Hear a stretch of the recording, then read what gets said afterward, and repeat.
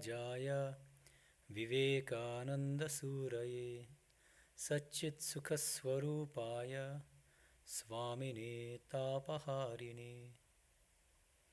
Good evening, everyone. Welcome to our ongoing class on Patanjali's Yoga Sutras. Last time we completed book 1 out of the 4 books of Patanjali's Yoga Sutras, the Samadhi Pada. That's the name of book 1. So it's discussing these very high flights of samadhi, culminating in asampragnata samadhi, leading to complete liberation when one realizes that one is completely separate from nature and from the body-mind complex and is in fact the eternally free, eternally pure Purusha, self, the conscious self, separate from the body-mind complex. Today, we're starting on book 2. It's called Samadhi Pada, Sadhana Pada, which means it is the book concerning, or the chapter concerning, sadhana, spiritual practice. Okay? We're going to find this chapter, I would say, much more practical for most of us who are not used to high states of samadhi. That's the goal. Most of us are not there yet. And so book 2 is extremely helpful. And right off the bat, it's, I think, much more practical. I think we'll have a very helpful and fun class having to do with spiritual practice. And the whole book is about spiritual practice. A heads up, I'll be visiting India from March 24th to April 20th. So almost 4 weeks. And so I actually don't know when our next class will be. Hopefully there will be one toward the end of April, but not before that. So you have a long time to do the next homework assignment, which is read Yoga Sutras 2.4 to 6. So Sutras 4 through 6 of book 2 of Yoga Sutras, and read Bryant's commentary, Edwin Bryant's The Yoga Sutras of Patanjali, pages 176 to 188. So you have an extra long time to tackle this assignment. It's about 12 pages. All right, so that's the assignment. So now, let's plunge in. 2.1. So please repeat after me. I'll first read the sutra and just repeat the Sanskrit words. Tapaha Svadhyaya Ishvara pranidhanani Kriya Yogaha. Okay. Kriya Yoga, which Bryant defines as the path of action. I don't know if that's the best way to put it, but anyway. Kriya Yoga consists of 3 things, and I wrote them down here. Tapaha. He translates that as self-discipline. Second, svadhyaya, study. There's a little bit more to it than study. We'll talk about it. And the third and final element of Kriya Yoga is Ishvara pranidhana. Ishvara means God, the personal God. Pranidhana can mean devotion. It can mean surrender as well. Dedication. Okay. And so we'll talk about it, but roughly, I think this characterizes what Ishvara pranidhana means. It means devotion toward God, the personal God, and dedicating everything one does to God, and not only everything one does, but the fruits of one's actions also to God. Okay? In the Gita, that is called what? What is that practice called? Karma Yoga, exactly. So we'll talk about how there are important connections between the practice of Karma Yoga and the Gita, and this third element in the Kriya Yoga in book 2 of Patanjali's Yoga Sutras, Ishvara pranidhana. Okay? So it's all very practical and very helpful. One thing to keep in mind here is that the term Kriya Yoga is common, and it's used in different senses in different traditions. Okay, and so one of the modern traditions that characterizes its own spiritual practice as Kriya Yoga is Paramahamsa Yogananda's Self-Realization Fellowship, and their main practice is called Kriya Yoga. I don't know enough about their tradition to say how exactly their Kriya Yoga relates to Patanjali's Kriya Yoga. It's certainly not identical. There might be connections. I think that Paramahamsa Yogananda revered this text, this scripture, and was a great yogi. and a realized soul. But his Kriya Yoga seems to have elements that are not necessarily in this Kriya Yoga taught by Patanjali. So we'll be focusing on how Patanjali taught Kriya Yoga. And just be careful about the term. Just because other people are using the same term doesn't mean that it means exactly the same three practices that Patanjali talks about, okay? It's like now Patanjali itself, he's the great author of this scripture, the Yoga Sutras. He's also considered to be the author of a great grammatical treatise, Sanskrit grammatical treatise. And more recently, there's a Baba Ramdev, a yogi in India, who has created a company called Patanjali, and they create all sorts of very nice products. I use some of them, or I used to when I was in India, like toothpaste and soap and Ayurvedic things of different sorts, medicines, and so that's also Patanjali. So anyway, these terms are used in many different senses. Let's be careful there. All right. I'm not advertising Patanjali, but they're pretty good products. Okay. Let's begin with Bryant's commentary on 2.1. Oh, actually, before we begin the commentary, let me say this. As I said, the first book is Samadhipada, okay? And because that means the book concerning Samadhi, these highest spiritual experiences resulting in or culminating in Kaivalya, which is the realization of yourself as a Purusha separate from nature, okay? So naturally, book 1 is not going to talk much about spiritual practices, sadhanas, right? That's reserved for book 2. But there are some mentions of spiritual practices. And one of the main ones is mentioned in 1.15, Sutra 15 of book 1. It recommends 2 main practices. Does anyone remember? I'd be impressed if anyone remembers. That is one of them at one point. That's true. That is one of the spiritual practices recommended. That's one of the objects of meditation, or one of the ways that you can attain these states of samadhi. That's right, yeah. And there's another place, 1.15, talks about 2 practices that are crucial to ultimately attaining these states of samadhi. One is abhyasa, the second is vairagya. Abhyasa means constant practice. Vairagya means intense detachment toward everything in the world, different attachments, worldly things and worldly pleasures, okay? So, abhyasa and vairagya, these are 2 terms used also in the Bhagavad Gita in chapter 6. Krishna also teaches these 2 practices to Arjuna, okay? Okay, now, book 1 primarily focuses on sadhana, on samadhi, the different kinds of samadhi and the end goal through all this practice. It touches on practices, but not much. And the practices are abhyasa and vairagya, and surrender to God, and meditation, high-level meditation techniques. Now suddenly in book 2 starts with a practice called Kriya Yoga. And this is the first time that the term is mentioned in the entire Yoga Sutra. Okay. And it mentions 3 practices that comprise this Kriya Yoga. Tapas, Svadhyaya, Ishvara, pranidhana. The only overlap is the 3rd term, right? At least explicitly, Ishvara pranidhana, because that same term is used in book 1. The context in book 1 is slightly different. It's about means to attain the state of samadhi. And one of the sutras is Ishvara pranidhanat va. So it means or you can attain the state of samadhi through Ishvara pranidhana, by cultivating devotion toward God and surrender to God. Okay. So now, the fact that book 2 begins with this description of Kriya Yoga in terms of these 3 practices raises some serious questions. How exactly does Kriya Yoga, this practice mentioned at the very beginning of book 2, relate to the spiritual practices recommended in book 1? Okay, on the one hand, so looking backward, that's one of the major questions raised. Okay. Secondly, by far the most famous set of spiritual practices in the Yoga Sutra has not yet come. What am I talking about yet? The 8-limbed yoga, the Ashtanga yoga. Okay, and again, the Ashtanga yoga, be careful, because now other people, modern yogis, are also using the term Ashtanga yoga and maybe giving them different definitions. So we're talking about Patanjali's Ashtanga yoga here. That comes up later in book 2, the 8-limbed yoga. Okay.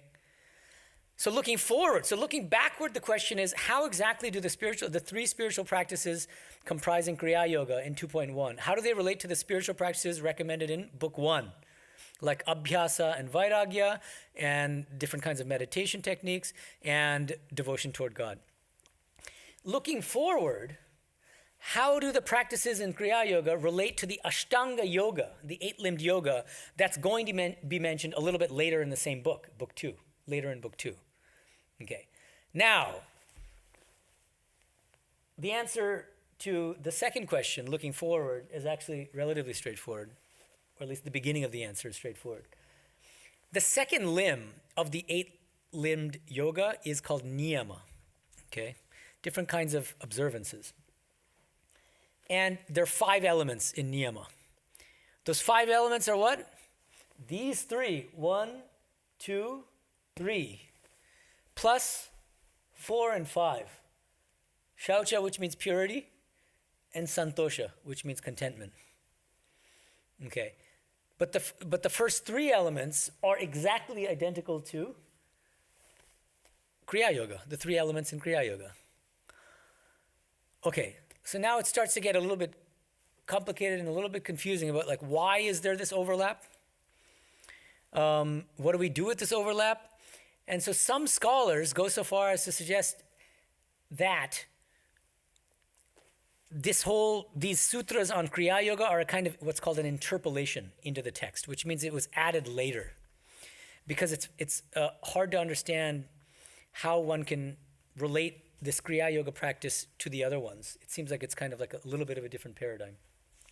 There's overlap, but then if there's overlap, that's another reason, arguably, this is what these scholars argue, to think that this is something added later, that it's not in the original text.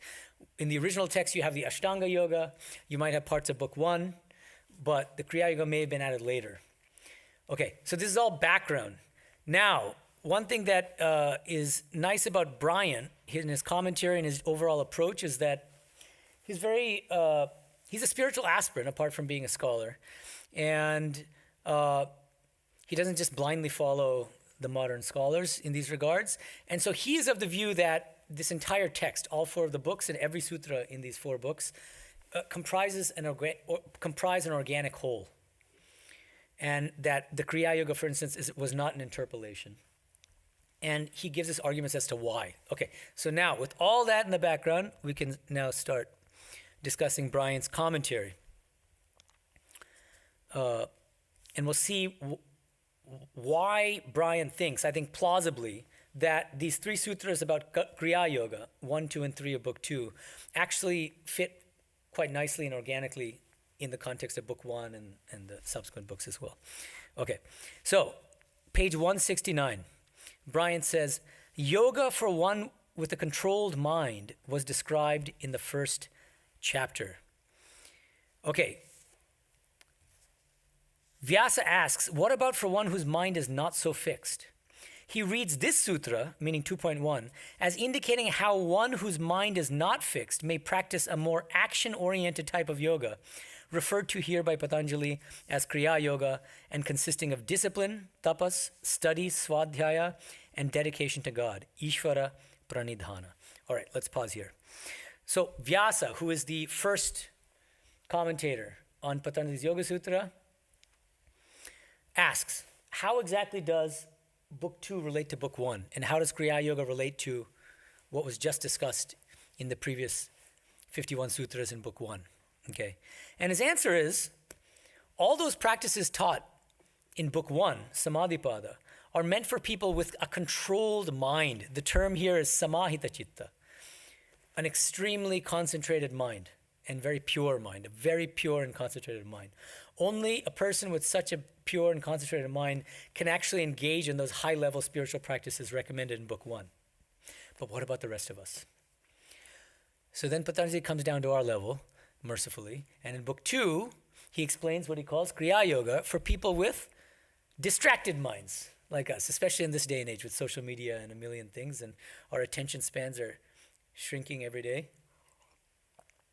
So Kriya Yoga helps us to learn how to concentrate and to develop pure minds, okay?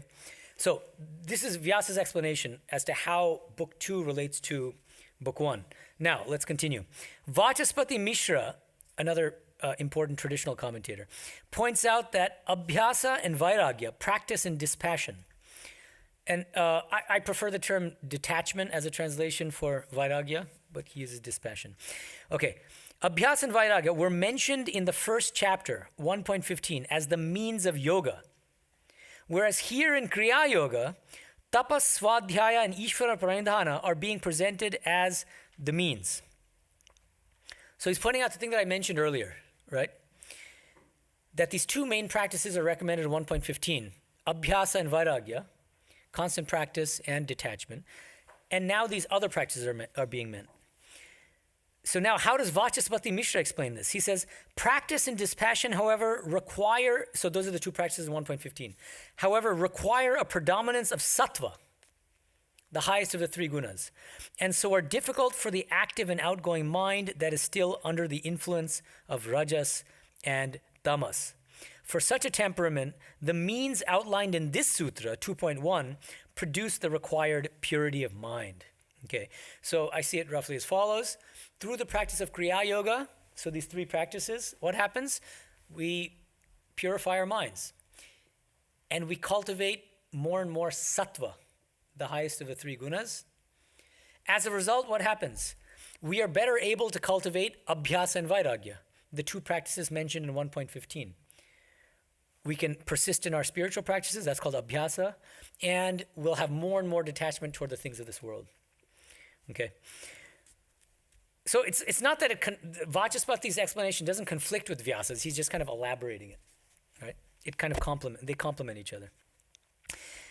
Then he says, Bryant says, this is not to say that practice and dispassion are not to be cultivated by the beginner, but that sattva is especially easily cultivated through the practice of Kriya Yoga.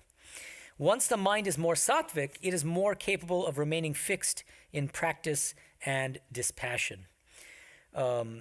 So it's a kind of virtuous circle where you have to begin with some degree of Abhyasa and Vairagya. You have to, your guru, many of you are initiated. Your guru gives you the mantra, tells you to sit for meditation twice a day usually for a certain amount of time. The fact that you're able to follow your guru's instructions and to do that meditation on a daily basis, that's Abhyasa, right? Without missing a day. Even if you don't feel like it, even if you're really tired, you don't want to get up in the morning, you still do it. That's Abhyasa. You have to do it from the very beginning of your practice. And Vairagya, you have to have a certain amount of detachment toward things in the world, even to get off the ground in spiritual life. But the more sattvic we become through these practices of Kriya Yoga, the more intense will be our commitment to our practice, right, that Abhyasa, and the more intense our Vairagya will become, detachment toward the world. Right? And so it just becomes more and more mutually reinforcing. And the more Abhyasa and Vairagya we have, what happens? The more sattvic we become. And the more sattvic you are, the more, so that's how this virtuous circle works, right? Okay. Vijnana Bhikshu, who is a later commentator, we don't have to read that part of it. Okay. I'm not going to read the whole commentary. I'm just reading parts of it. Okay, now, page 170, Bryant says something really important in this context. He says, Patanjali will be delving into a deeper level of psychological analysis here in Book 2, at least as pertaining to the conventional functioning of the mind. Now, Bryant is explaining how he sees Book 2 relating to Book 1, okay? Yoga was defined in 1.2 as chitta vritti nirodha, right? Everybody should know this by now. The definition of yoga is the restraint of all chitta vrittis, all vrittis of the mind, all the different fluctuations of the mind, all possible mental states, actually. It encompasses all possible mental states. Then Bryant says, but in the following section, he analyzes, that means Book 2, which we're starting today. He analyzes the mechanisms underpinning the production of the vrittis. This is really important. That's why I even wrote it down. Here we go. Okay, so we're going to start talking about that. Then he says, one cannot hope to still vrittis until one confronts their underlying cause. Hence, this chapter is an organic continuation of the previous one and not reflective of a hodgepodge textual collage as held by earlier scholars of the text, as noted in the introduction. Okay, so he's arguing against the view that these sutras on Kriya Yoga are a later interpolation. He thinks that they're very organically connected to the previous book and the subsequent sutras. And what's the idea? He says, through the practice of Kriya Yoga, Tapaha, Swadhyaya, Ishvara, pranidhana, those three practices, what happens? We're able to weaken the kleshas. This is mentioned in 1.2. We'll discuss it a little bit later in the class today. Kleshas mean afflictions, okay? And they take the form of ignorance and egoism and attachment and aversion and so on, and clinging to life. These are the five. When these kleshas get weakened, okay, what happens? The kleshas themselves are responsible for the vrittis we have in our mind. All the different mental states are a result of what? Egoism and ignorance and attachment and aversion, right? It's pretty much exhaustive, it's comprehensive. Anytime there's a vritti in our mind, you can trace it back to one of these kleshas. So now, how do you ultimately attain the state of chitta vritti nirodha, which is the goal of yoga? How do you eliminate all those chitta vrittis? You've got to eliminate the kleshas. How do you eliminate the kleshas? Through Kriya Yoga. Okay? Okay. So, as we engage in Kriya Yoga, the weaker and weaker become these kleshas, which are responsible for these chitta vrittis. As a result, our viveka, our capacity for discrimination, becomes stronger and stronger. And it's a specific kind of discrimination. This is discrimination between Purusha and Prakriti. The eternal self, the eternal conscious self, which is our true nature, and everything else, which is insentient nature, the body and the mind included. Okay? As our viveka intensifies, we increase in sattva. And our kleshas get even further weakened. So again, this is another kind of virtuous circle, as opposed to a vicious circle, right? And then finally, the culmination is the goal of yoga, mentioned in 1.2. Chitta vritti nirodha, the complete cessation of all chitta vrittis, all mental modifications. Okay, does that make sense? Okay. Now Bryant's going to go into explaining the three main elements in Kriya Yoga. Okay. First is tapas. This is a term that many of you have probably heard. It's a very common term in Indian spiritual traditions, often translated as austerity.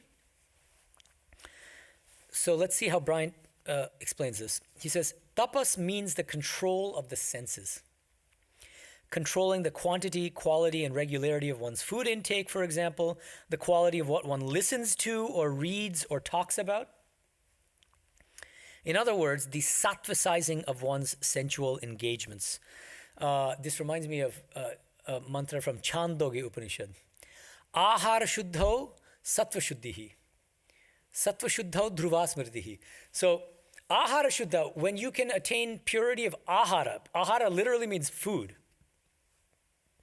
And Ramanuja says we should take it as food, so you have to be careful of what you eat. You are what you eat. Okay. Shankara has a more lofty kind of spiritual interpretation, and he says it does include food, but it's not limited to just food. That food is, metaphorically speaking, the food of the senses. Anything that the sense organs take in. What do you hear? What do you watch? Anything. So you have to purify whatever the senses are taking in.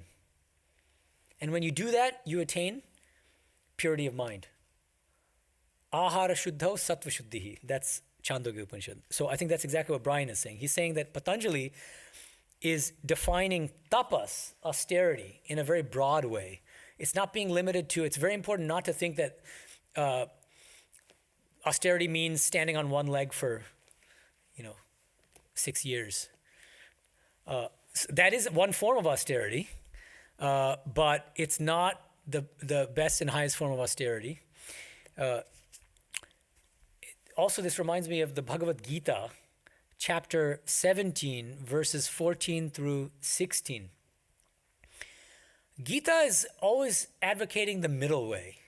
And like the Buddha, some of you know about the life of the Buddha and how in the beginning of his spiritual life, you're seeing all these yogis doing these extraordinary acts of austerity, like standing on one leg for a long time, starving themselves for long, long periods of time.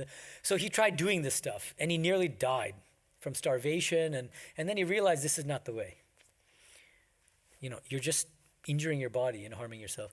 And Gita says exactly the same thing. Krishna says, when you engage in extreme physical austerities, you're torturing the divine who resides in your heart. He uses very strong language here. And then instead, he says in chapter 17, Bhagavan Krishna redefines austerity in a much more spiritual way by saying that there are three main kinds of austerity that need to be performed. Physical austerity, shariram tapa, vangmayam tapaha, which means austerity of speech, of the tongue, and then manasika, which means mental austerity. And how does he define them? Deva dvija guru pragya pujanam shauchamajavam brahmacharya mihimsacha shariram tapuchyate. So bodily austerity, you might think that it's standing on one leg and this and that. No. Deva dvija guru pragya pujanam. Worship of and respect and reverence toward God, toward your guru, toward your elders, toward those whom you consider to be wise, like sages, monks, if they're good monks. Deva dvija guru pragya pujanam shaucham. Same term as this one, which is part of the niyama. Shaucham, purity. But bodily, cleanliness too actually falls in this category. Because remember, it's bodily austerity, so it needs to be something pertaining to the body. So but how is reverence toward your guru and all that a bodily austerity, you might ask? Because you literally have to bend the knee.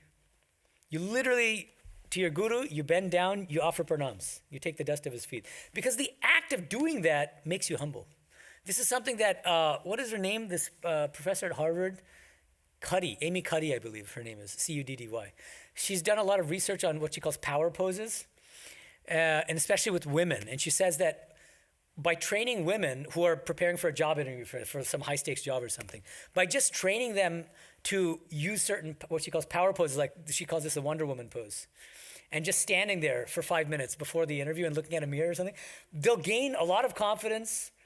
They'll have less stress, and then they can do better in their job interviews. And so literally how you carry yourself, what you're doing with your body, redounds on the mind. It affects the mind, and vice versa. So the mind and body are intimately intertwined. So I think that's what this Gita verse recognizes. That if you really revere somebody, and I'm not saying everybody should do this, but the point is this is what the Gita is recommending in an Indian spiritual context, that it is a very good thing to literally bow down to your guru, for instance, and to God. Okay, so that's the bodily austerity. Second one is vangmayam tapa. Very tough.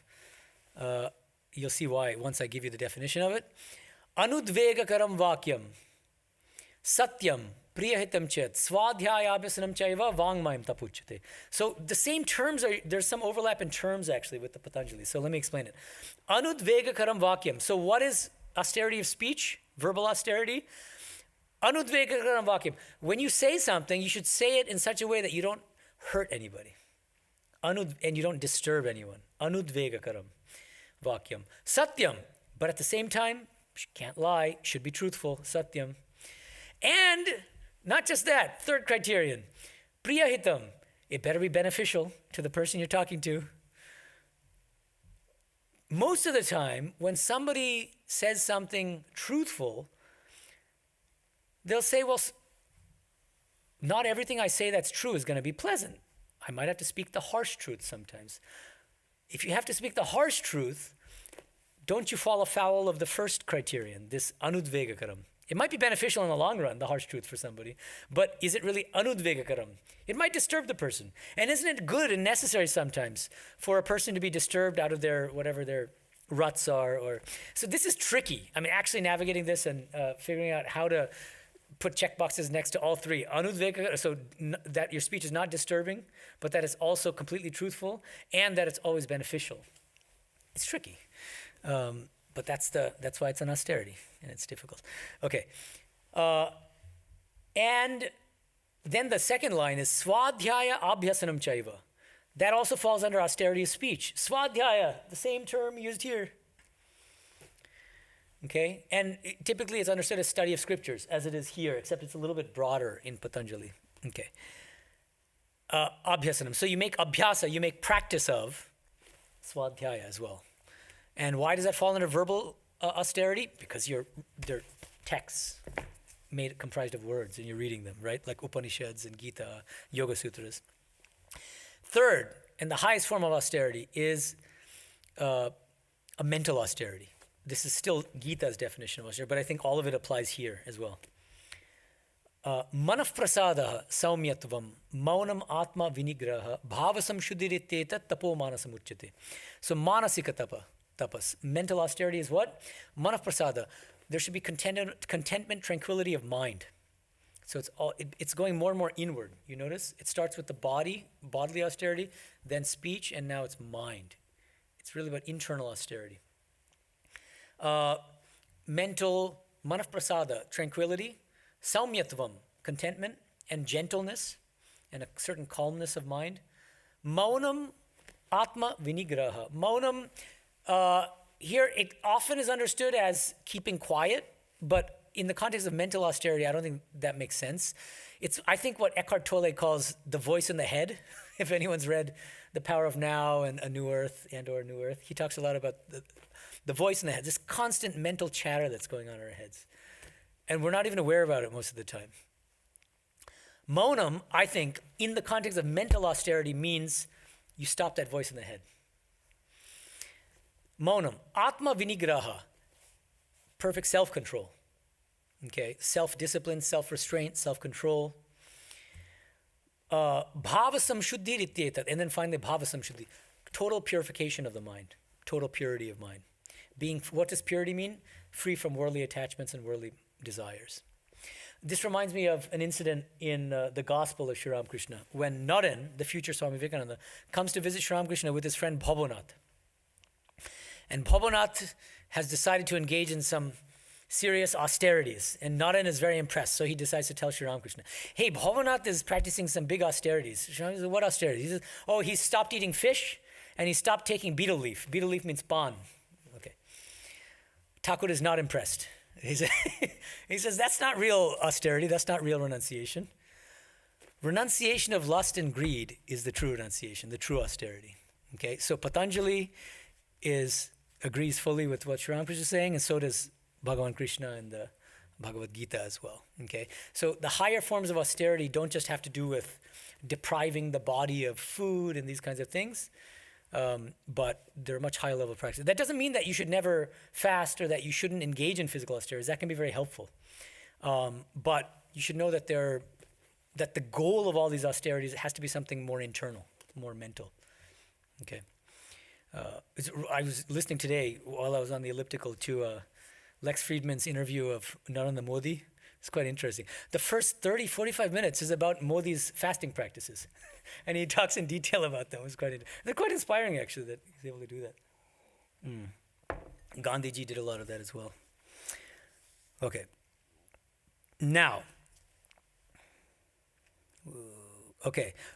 So another thing. So let me reread the sentence because I went on that long detour explaining austerity in the Gita. So now coming back to Bryant's commentary in 2.1. He's explaining tapas. Tapas means the control of the senses. In other words, the sattvisizing of one's sensual engagements. I really like this term. The sattvisizing of one's sensual engagements. Make yourself as sattvic as possible. I think this is really important and practical advice in spiritual life. Because we all know that the ultimate goal of spiritual life is what? We can call it God realization, we can call it self-realization, we can call it enlightenment, liberation, whatever you want. Salvation. But that's not going to happen tomorrow for most of us, right? But what we can do every single day is try to make ourselves as sattvic as possible. So I call that the proximate goal. Not the ultimate goal, but the proximate goal for all spiritual aspirants of whatever stripe, whether you're a bhakta or a jnani or a yogi or a this or a that, make yourself as sattvic as possible. And one of the nice things about this practice of sattvicizing your life, making your life as sattvic as possible, is it's not confined to the meditation room, to the shrine, to just coming here and praying to Sri Ramakrishna. No. How do you make your relationships, all the different relationships in your life, with your children, with your spouse, with your friends, with your coworkers, with your boss, how do you make them as sattvic as possible? How do you make what you listen to, the music you listen to when you're stuck in rush hour traffic, as sattvic as possible? How do you make what you're seeing, like movies and whatever else, when you're walking around on the streets, as sattvic as possible? You see, you have to make it, and even your exercise, how do you make that more sattvic? If you want to know, watch my lecture called Spiritualizing Physical Fitness. One pro tip is, or life hack, what do you want to call it, is you repeat the mantra mentally as you do your exercise, whether it's elliptical or running or swimming. You can synchronize the mantra with the breath or with your stride. This is great. Sattvic, see? Okay, so that's really important. See how practical this whole thing is? All right. Now, let's continue. There's no question of yoga for one who does not practice tapas, self-discipline, that is austerity. The first item on Patanjali's list, says Vyasa, making no bones about the matter. Impurities, by which he means the influences of rajas and tamas, which take various forms due to endless karma, the kleshas, obstacles to yoga such as ignorance, ego, and attachment, so that'll come up very soon in 2.3, and the vasanas, the clusters of subliminal imprints, have propelled the mind towards the snares of sense objects since beginningless time, anadi. These deeply ingrained habits cannot be removed without self-discipline, okay, without austerity. So that's the first element. Very, very important. And yes, I think that's good enough for tapasya. Okay, now let's move on to the second element, swadhyaya. Page 171 of Bryant's commentary. Vyasa defines swadhyaya, the second item mentioned in the sutra, as japa. This is interesting. So mental repetition of a mantra.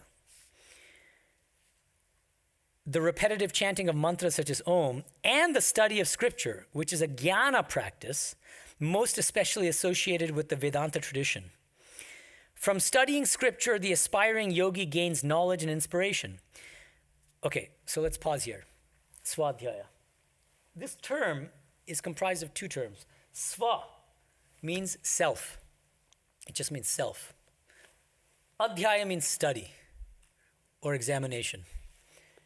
So the two aspects of swadhyaya mentioned by Bryant are study of the scriptures like Yoga Sutras and Upanishads and Bhagavad Gita. Japa is mental repetition of the mantra. I would add a third practice. This is not my idea. Swami Bhajanananda ji, he's written a series of articles on Yoga Sutra, and in one of them, he talks about how swadhyaya also encompasses the practice of self-examination. Studying yourself. This is also really, really important. Okay. I've lived in multiple countries, and so I lived for 13 years in India before coming back here in 2022, and I grew up here. I was born and raised in the U.S. And comparing the cultures in this regard, I find that when I was in India and surrounded by monks and spiritual aspirants, and they have so many strengths, spiritual qualities and spiritual strengths, but a weakness I saw, and again, I don't want to generalize and say everybody's like this, but I'm just comparing cultures here. The tendency in India is not to do much of the self-examination. That's also possibly why mental health issues are so stigmatized in Indian culture, and why, if you have some issue like anxiety or depression or, borderline personality, or whatever it is, that other people might label you as crazy. People may not want to seek help by seeing a therapist or a psychiatrist or psychologist, because what is therapy? It's making you examine yourself, warts and all, even the really, really painful stuff, especially the painful stuff in your past childhood trauma, that kind of stuff. And I just found that in India, it's downplayed, this need for self-examination. I don't just mean in spiritual life. I mean, as I said, it's like a more general cultural kind of phenomenon. Now in the West, I think there's the opposite danger. In the West, there's the danger of what I would call narcissistic navel-gazing, where people become self-obsessed they become so obsessed with the inner workings of their mind, they get stuck in their own heads. And then it's the job of the therapist to help them get out of their heads. I mean, so both of these are extremes that I think should be avoided. Not just in spiritual life, but just in life in general. I think that we should aim for a kind of sweet spot between the general lack of self-examination in a culture like India or maybe other Asian countries, and in the West is kind of extreme solipsistic, narcissistic kind of navel gazing, which is also probably counterproductive and unhealthy. But a healthy dose of self-examination, I think, is absolutely crucial. I think brutally honest self-assessment is the first step in spiritual life, actually. Just assessing yourself and asking, what are my strengths? What are my weaknesses? Where do I stand now? Where do I need to get to? How do I get there? Without self-deception, without fooling yourself and pretending that you're much more evolved than you really are, and acknowledging the hurt, the pain, what Tolle calls the pain body, right? Which is an accumulation of old emotional pain. There's no way to avoid it. If we try to, we end up doing what's called spiritual bypassing. And ultimately, that's going to come back to bite us. Better to deal with it head on right from the beginning. That's why I think it's a crucial part of Swadhyaya, okay? Self-study, self-examination. Third element, Ishvara pranidhana. Ishvara pranidhana as the dedication of all action to God, Ishvara, and the renunciation of the desire of all fruits that might accrue from one's action. Okay. Another thing Bryant mentions here is, notice that Ishvara pranidhana, Kiran mentioned earlier, that same term is used in Book 1. But there, it's optional. It's not mandatory for everybody. Here, this is mandatory for everybody. No practitioner of yoga can avoid practicing Kriya Yoga. And the third element in Kriya Yoga is Ishvara pranidhana, which is a mandatory practice. Which means now everybody in a certain sense has to practice bhakti. It's very interesting. Okay. Even though it seemed to be just optional in Book 1, now this is mandatory. Okay. The other thing, some of you are in my class on the Gita, the Bhagavad Gita, some of you will know that the way that Vyasa and Bryant are explaining this third practice, Ishvara pranidhana, sounds very similar to Karma Yoga as taught in the Bhagavad Gita, right? Okay. And I think that's absolutely right. And Bryant points out that a number of traditional commentators recognize that connection and make the connection themselves. So I think that it's really important for us to dwell for a moment on Karma Yoga. And what is this practice of Karma Yoga? How do we incorporate it into our daily lives? Hold on a second. I have some notes here. Yeah. Okay. So in the Gita, we have different kinds of Karma Yoga taught. Swami Vivekananda notes this as well in his book Karma Yoga. He points out that there's an atheistic form of Karma Yoga, or at least an agnostic form of Karma Yoga, where God doesn't really play much of a role. Where Karma Yoga amounts to doing duty for duty's sake. I do something not because I want to get something out of it, but just because it's my duty, and that's the right thing to do. Where's God there? No mention of God. Arguably, one can find this type of Karma Yoga taught in chapter 2 of the Gita in the very famous shloka, Karmanye vadikaraste ma phaleshu kadachana.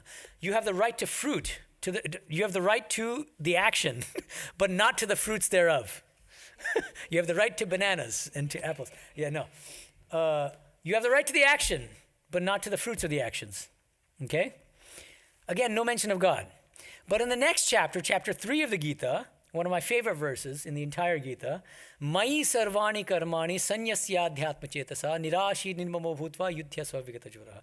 Krishna tells Arjuna, everything you do, make it an offering to me and focus on your inner Atman, your inner self.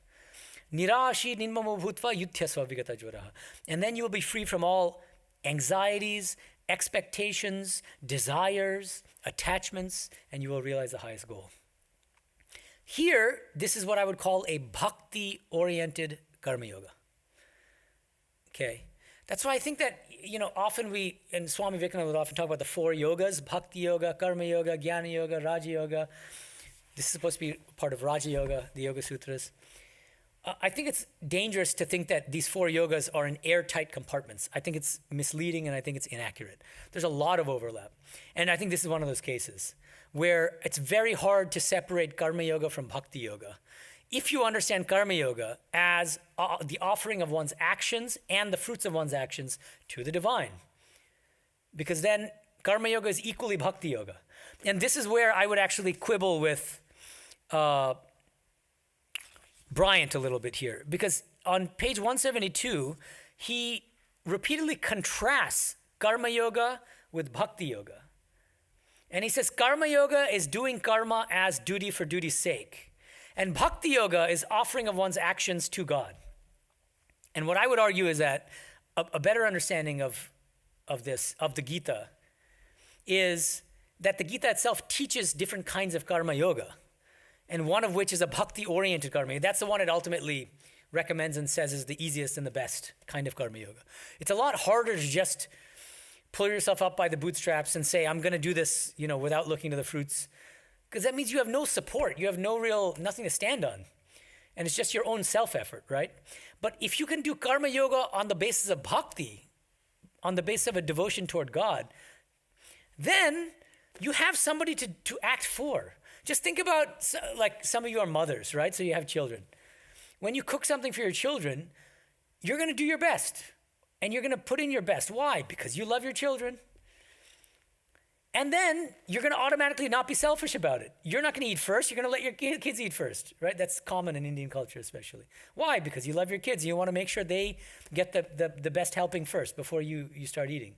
Likewise, if you engage in karma yoga on the basis of bhakti, then there is this God that we love. That's the all-lovable, perfectly lovable God. And we're acting for God, not for ourselves. Automatically then, we'll do our best. We'll be full of enthusiasm. We'll be very careful about the way that we do things. And at the same time, we won't be selfish about it, right? And so it's a kind of, I think the Gita is basically saying overall that you can do the atheistic karma yoga, but it's a lot harder and less rewarding and satisfying. Whereas if you do the bhakti-oriented karma yoga, you'll make more rapid spiritual progress. For the vast majority of people, even if you start with just an iota of faith, then it'll grow bigger and bigger as you progress on the path and as your mind becomes more and more pure. Okay. So karma yoga is crucial, and we might think that, so again, remember, Vedanta talks about these 4 yogas, and so this is supposed to fall under Raja Yoga, and then there's a different yoga called Karma Yoga, but now notice, Karma Yoga is built into Kriya Yoga, which is one of the fundamental spiritual practices recommended in Patanjali's Yoga Sutras. So we should not think about these 4 yogas as in airtight compartments. This is extremely important to keep in mind, okay? Now, in terms of Karma Yoga, I think a really helpful expression that's very common in India, that's a kind of good rule of thumb for whether we're practicing Karma Yoga correctly and well. Do your best, leave the rest. Do your best, leave the rest. Very good. You do your best, leave the results, success or failure, up to God, right? So just ask yourselves, think about something, what you do throughout the day. Am I doing it as karma yoga? Okay. And another thing to keep in mind, usually the answer is, especially for spiritual aspects, it's not 100% yes or 100% no. It's usually somewhere in between. It's not an all or nothing thing, okay? At least this has been my experience in my own life. That something that I was doing completely selfishly in the past before I took to spiritual practice, like let's say like publishing article or like submitting articles to journals when I was a PhD student at Berkeley. So when I became a monk, I joined at Vivekananda University in India, doing the same kind of work. I'm an academic philosopher, still publishing articles, but I'm trying to do it as karma yoga. Does that mean that overnight I became 100% karma yogi and no ego and no selfish? No. But I became a little less selfish and a little less egoistic on day 1, maybe a little less on day 5. And that's the way it works. And so the ratio, or if you want to talk about percentages, the percent of ego goes down as you engage in karma yoga. You don't go from 100% ego to 0% ego overnight, but it's a journey and it's gradual. And you have to try to be as sincere as you can, right? And so that's how I see it, that it's not all or nothing. The other question that sometimes comes up is, well, if I do my work as karma yoga, you're telling me that I can't desire the fruits of my actions. If I don't desire the fruits of my actions, then what will be my motivation for actually doing the work? Isn't that just a recipe for mediocrity? For doing something in a kind of half-hearted way? The answer is given in the Gita. When Krishna explains the sattvika karta, the sattvika agent, the sattvika doer. Okay. The sattvika doer is the one who Mukta sango anahamvadi dhriti utsahas manvitaha siddhi siddhyo nirvikaraha katta satvika uchyate. So, be free from attachment. So the sattvika actor is the one who is free from all attachments. Anahamvadi, who is free from egoism. So a true karma yogi. Dhriti utsaha samanvitaha, but who is fully endowed with two things. Dhriti, which means perseverance. You stick to it to the very end. See it through to the very end. So you don't stop halfway through, as many people do. And utsaha, full of enthusiasm and motivation. And at the same time, seemingly paradoxically, siddhi siddhyo nirvikaraha, you should be unaffected or equal in success and failure. So how is this possible? How can you maintain your enthusiasm even if you don't care about whether you succeed or fail?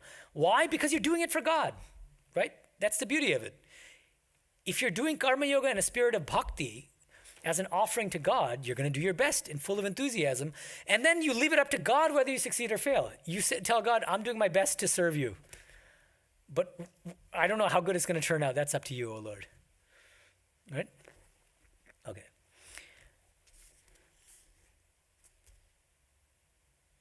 All right.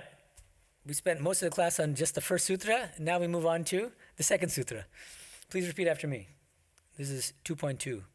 Samadhi bhavanarthaha klesha tanu karanarthascha. Okay. Good. Bryant's translation. This Kriya Yoga, the purpose of it is twofold. It's for bringing about samadhi, the states discussed in book 1, and for weakening the kleshas. Klesha tanu karana. Okay? One thing, this is again a very small quibble with Bryant, but he's not consistent in his terminology in the way that he translates terms. And so in 2.1 he translates, or in 2.2 he translates kleshas as afflictions. And then in 2.3, the next sutra, which we may or may not discuss today, he translates the same term klesha as impediments. And I just feel like that's confusing. If it's the same Sanskrit term, we should use the same translation throughout. So let's pick a lane and stick with it. Afflictions is not bad, so we can stick with afflictions. Swami Vivekananda gives a very interesting translation of klesha, pain-bearing obstruction. Pain-bearing obstruction. Anyway, so take your pick, but I would suggest being consistent. Okay, so now, the purpose of Kriya Yoga described in 2.1, these three practices, Tapas, Svadhyaya, Ishvara, pranidhana, twofold, attaining the state of samadhi, and how do you attain the state of samadhi? Through weakening the kleshas. And we go through this process. You weaken the kleshas, which are at the root of all vrittis. What arises ultimately? Viveka. With greater viveka, this should be a parenthesis here as well. We become more and more sattvic, and our kleshas get further weakened, and then finally we attain these very high states of samadhi, ultimately asampragyata samadhi, leading to chitta vritti nirodha. I mean, I could have added right here is these different states of samadhi.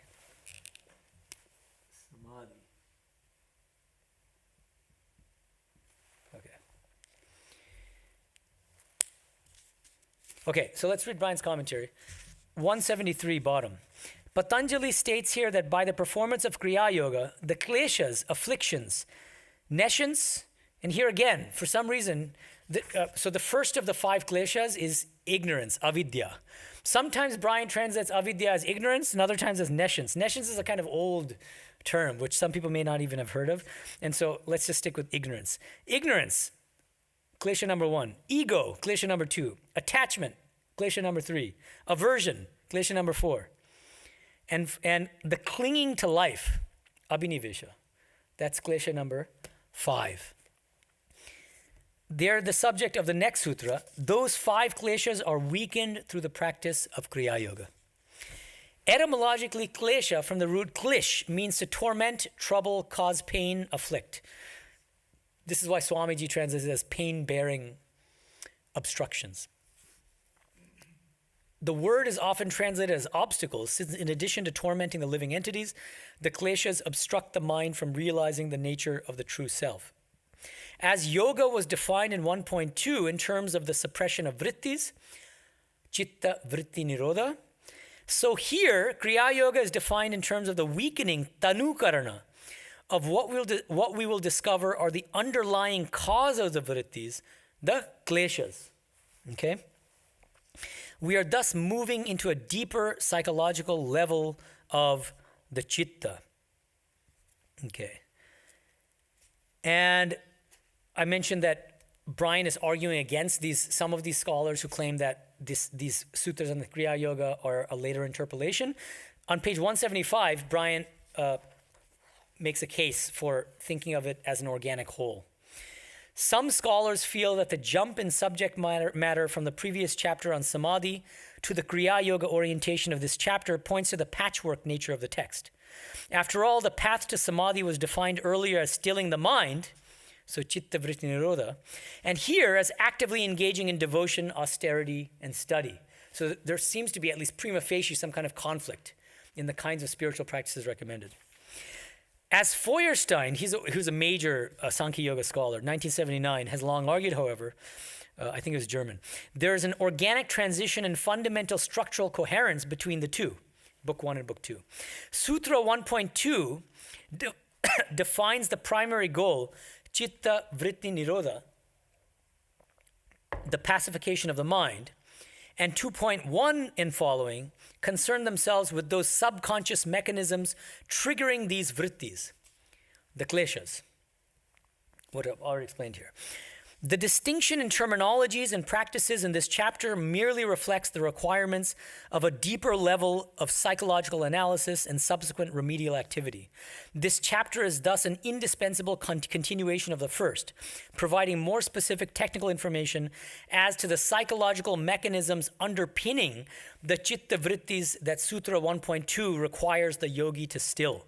Without eliminating the kleshas, there is no question of bringing about this ultimate state, samadhi bhavana. Okay? All right. So now, 2.3. Please repeat after me. Avidya, asmita, raga, dvesha, abhiniveshaha, kleshaha. Good. The kleshas are fivefold. 5 kleshas. First is ignorance, avidya. Second is ego, asmita. Third is raga, attachment. Fourth is dvesha, aversion. Fifth is abhinivesha, clinging to life. Okay? Bryant says, the kleshas have been referred to throughout the commentaries thus far and implicitly referred to at the beginning of the text itself in 1.5, where the vrittis are stated as being klishta or aklishta. This is going way back to the beginning of our class, 1.5, when Patanjali is explaining the nature of these vrittis. He says that he divides them into 2 categories, klishta vrittis and aklishta vrittis. And those are adjectives, it's just the adjective form of klesha, which is a noun. Klishta, aklishta, means afflicted and non-afflicted. So some vrittis, some of these mental fluctuations are afflicted ones. They are grounded in kleshas. And others are unafflicted, which means aklishta, okay? This becomes really interesting. There's an interesting paragraph at the end of Bryant's commentary on the sutra, which we'll talk about in that context. But Patanjali now formally introduces the kleshas here. It's only here in 2.3 that Patanjali defines precisely what these kleshas are, okay? Then, let's see here. Okay, let me read this last paragraph of his commentary. He says, oh, actually, not the last paragraph. Let me read, Swamiji, he has a nice little comment on this. He says, Swami Vivekananda. So his translation of 2.3 is, the pain-bearing obstructions are ignorance, egoism, attachment, aversion, and clinging to life. Then he says in his commentary, these are the 5 pains, the 5-fold tie that binds us down, of which ignorance is the cause and the other 4 its effects. So how do these 5 kinds of kleshas relate to each other? The first one is the cause of all the rest, okay? Ignorance, avidya. It is the only cause of all our misery, ignorance. What else can make us miserable? The nature of the soul is eternal bliss. What can make it sorrowful except ignorance, hallucination, delusion? All pain of the soul is simply delusion. Because remember that according to Sankhya and Yoga philosophy, the Purusha never suffers. It's eternally liberated. It's nitya mukta. Right? It's out of delusion that we think that we're the body-mind complex, and therefore we think that we're suffering. How foolish. If we only knew the truth. If we knew that we were the Purusha, then instantly our suffering would vanish. Then we'd realize, wait a minute, even vanish isn't right, because that means that we once were suffering. But the actual case is, it was just a mistaken identity. We mistook ourselves for something that we're not, right? For many, many lifetimes. Okay. And finally, Bryant's last paragraph is quite interesting. He says, recall that Patanjali stated in 1.5 that the vrittis can be klishta, that is produced by these kleshas, or aklishta. Okay. If we take the latter term literally, aklishta, non-afflicted, this seems to indicate that there can be vrittis that are not produced by the kleshas. Please follow. This is a little bit subtle and technical, but it's important. That is, not subject to ignorance, attachment, etc. There can be mental states of the mind that are actually not grounded in or produced by the kleshas. Why is that relevant? This can point only to the notion of the jivan mukta. The jivan mukta is what? Somebody who has attained liberation while still in the physical body. Someone who is still embodied and thus functioning with a chitta, whose mind is still operative, but a chitta that generates vrittis that are not subject to ignorance, ego, attachment, etc. Recent scholarship, and he mentions two, Witcher 1998, Chappell 2008. Chris Chappell is a friend, and he's a professor at Loyola Marymount University, down the road here. Not down the road, but kind of close. Has consistently and persuasively argued that it is a misconception to consider yoga to be a radical withdrawal from the world. Rather, it entails enlightened engagement with the world. That is, action stemming from aklishta vrittis. There are certainly solid grounds to support this position. So here I think Bryant makes a really important point, and at the same time, I feel that he's a little bit one-sided. Because if you go deep into the scholarship, or a little bit deeper into the scholarship on this issue, you'll find that there's a lot of controversy about whether the metaphysics of the Yoga Sutras actually accommodates the possibility of jivan mukti, the possibility of full liberation while still in the physical body. And I mentioned an article by a student, an ex-student of mine, a PhD student that I was supervising in India named Shushanto Bhattacharya. He told me this morning, that his article has finally been published. And so I'll give a link to the article in the YouTube description of this class and in the previous class also. But he talks about this issue actually, and how different scholars understand certain concepts in the Gita, in the Yoga Sutras in different ways. And one of them is pratiprasava, okay, which literally means not involution exactly, devolving. It's a kind of devolution of the body and of the mind into the five elements. That strongly suggests, or at least one reading, one understanding of the term prativasava means that the final goal of yoga entails the dissolution of the body, that you have to leave the body behind. You only attain total liberation upon the death of the physical body. But then there are other scholars, the ones that Bryant mentions, Witcher and Chappell, who argue that there's another way of interpreting this, which allows for the possibility of attaining liberation while still living in the physical body. And I would say that there's a lot of controversy, and I actually lean more toward what's called the ontological interpretation, which is the view that full liberation from the standpoint of yoga entails dissolution of the physical, like death of the physical body. And if we just go back to book one a little bit briefly, think about it this way. Remember we were talking about the last few sutras, 49, 50, 51. Remember, Ritambhara Prajna, we're producing a bunch of samskaras, latent mental impressions, which are very, very spiritual and beneficial. Those are called Ritambhara Prajna samskaras. And then we have to go beyond that. We can't be content with just those very spiritual samskaras. What do we have to do? Ultimately, we need to go into this even higher state of samadhi, asampragnata samadhi, where we produce these nirodha samskaras, which means these samskaras that will block the good samskaras, the beneficial samskaras. So it's like the second thorn removing the first thorn. Or wait a minute, no. The ritambara prajna samskaras are the second thorn removing the first thorn, which are the bad worldly samskaras. But then you need a third set of samskaras, the nirodha samskaras, which are generated in the highest state of samadhi, to suppress even those good spiritual beneficial samskaras, the ritambara prajna samskaras. Because the ultimate goal of yoga is not to have any chittavrittis at all, whether klishta or aklishta. So that's because, see, he's talking about 1.5, right? That vrittis are divided into two categories, klishta and aklishta. But 3 sutras earlier in 1.2, the goal of yoga is defined as chitta vritti nirodha. It's not chitta klishta vritti nirodha, removal of only the klishta vrittis, the afflicted vrittis. No, the restraint of all vrittis across the board, which means now, so one of the major scholars of Sankhya and Yoga, her name is T.S. Rukmani. She's an excellent scholar, and she was in Canada for many, many years. She left, she passed away just recently, like a few years ago, a very good scholar of yoga. So she has an article on this, and she also argues, what she argues is that Jivan Mukti is not, that concept is incoherent within the metaphysics of yoga philosophy. But you can almost get to the point of Jivan Mukti. You see, the idea is that you don't get total liberation until you achieve physical death, but you come very, very close. So you're kind of like almost liberated. And in classical Advaita, exactly the same debate goes on. And some of the mainstream classical Advaitans claim that, strictly speaking, Jivan Mukti is not possible. So a really good article on this is written by Lance Nelson.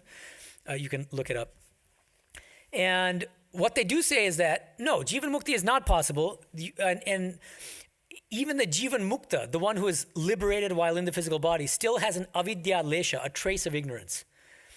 A trace of ignorance, which is responsible for the continued existence of the physical body and the continued perception of this world, even though he sees the world as a dream. Right? But the very fact that he's seeing this world of duality, like the fact that he's still in this dream, that means that there's that tiny bit of ignorance. The ultimate goal is what? Waking up from the dream. When do you wake up from the dream? When you get rid of this body, right? And so there's actually a very interesting parallel controversy, debate, discussion going on in classical Advaita Vedanta, Shankara's tradition, and in the yoga school. Okay? It's a lot to take in. Any questions? Yes, please. Can you pass the mic over? 1 second, just please wait for the mic.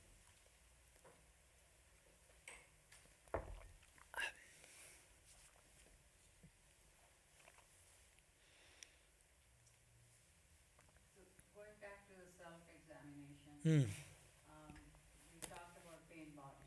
Yes. So how does the pain body dissolve? Or yes. I mean, is that the afflictions take care of the pain body? I mean, when the chitti vritti is purified, or Right, that's a great question. Watch my talk on the pain body. I have a separate talk. But anyway, no. So the Eckhart Tolle gives a very simple practice. Just be aware of the pain body. And be aware of the main triggers of your pain body. So that requires self-examination. What are the things that trigger my pain body? Sometimes it's people, like certain people in your life, especially those who are very close to you. Some have a real knack for it. They'll say one word and then your pain body's triggered. Or it's something that happens, like for somebody who has abandonment issues, going back to childhood trauma. Let's say that their friend's supposed to pick them up from the airport, and the friend might be 10 minutes late. They start freaking out. Pain body's triggered, right?